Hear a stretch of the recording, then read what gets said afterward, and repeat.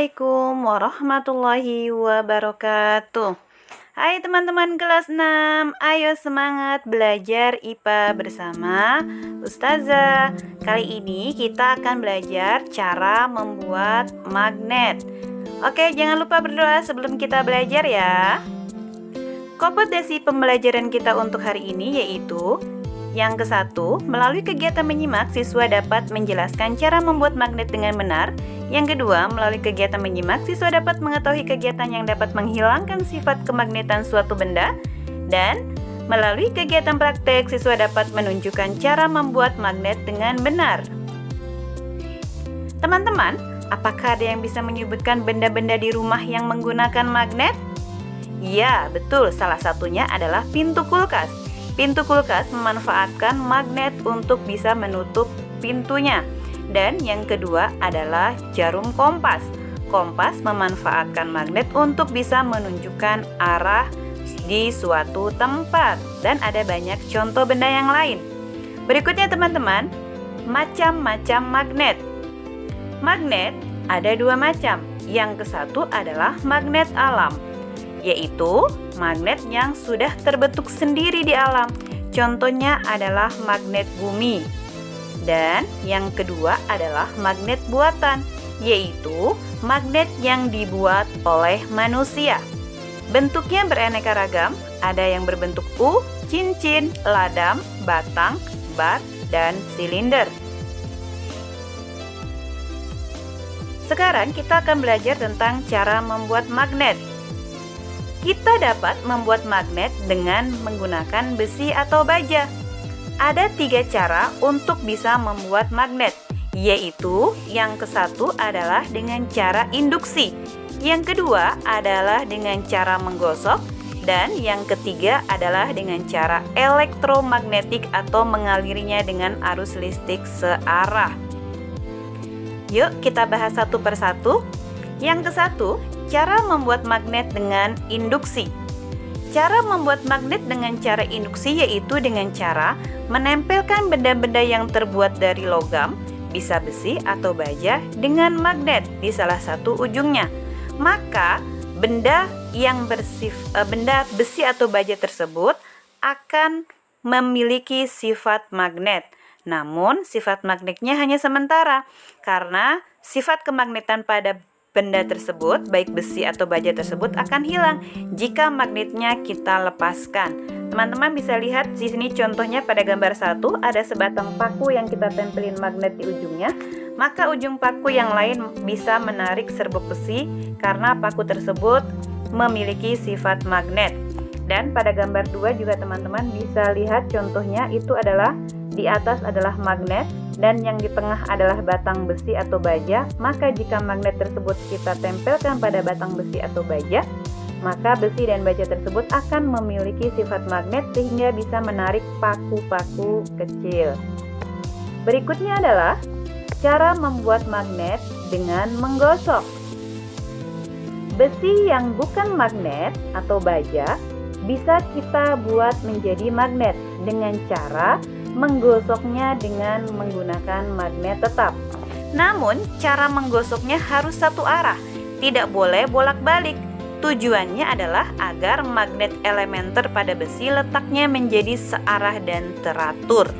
Dan jika semakin lama batang besi atau baja tersebut digosokkan dengan magnet, maka semakin lama pula sifat kemagnetan yang dimiliki oleh besi atau baja tersebut. Teman-teman bisa dilihat pada gambar di sini adalah cara yang benar menggosok besi atau baja menggunakan magnet agar besi dan baja tersebut memiliki sifat magnet. Berikutnya yang ketiga adalah cara membuat magnet dengan elektromagnetik. Magnet dengan cara ini dibuat dengan cara mengalirinya dengan arus listrik. Adapun magnet yang ditimbulkan oleh arus listrik disebut dengan elektromagnetik. Namun, elektromagnetik ini sifatnya sementara karena sifat magnetnya akan hilang jika arus listriknya kita putus. Teman-teman bisa lihat pada gambar, di sini ada contoh batang besi yang kemudian kita lilit dengan kawat ya, dan ditempelkan, kita sambungkan ke arus listrik, yaitu sumber listrik, yaitu baterai, maka batang besi atau baja tersebut akan memiliki sifat magnet sehingga bisa menarik benda-benda seperti paku atau penjepit kertas.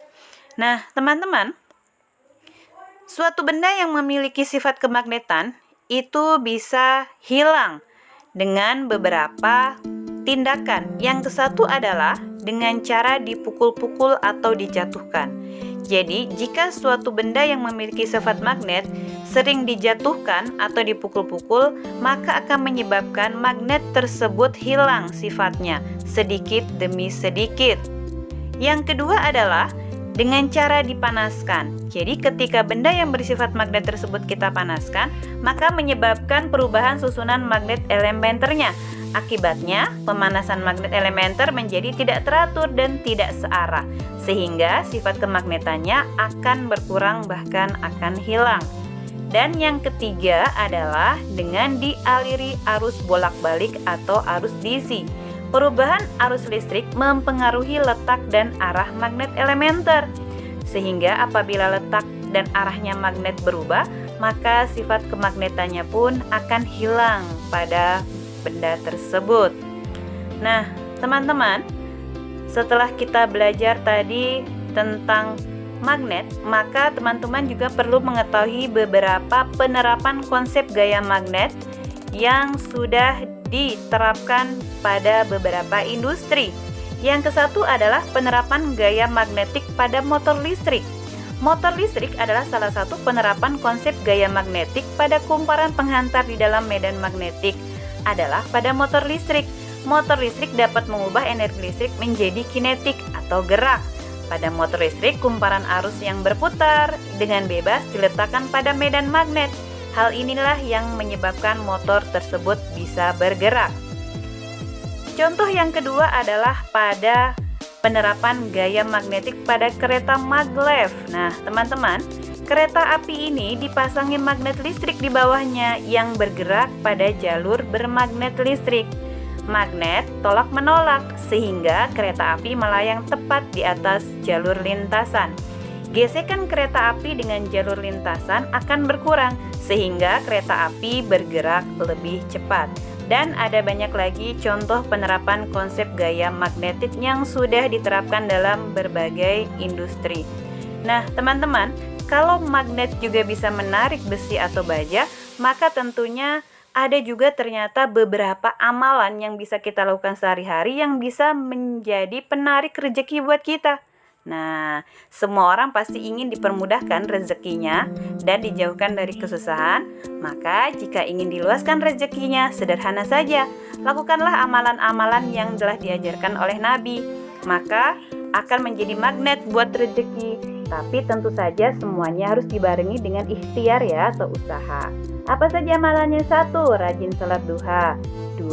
Rajin membaca surat Al-Waqiah. Yang ketiga, memperbanyak istighfar.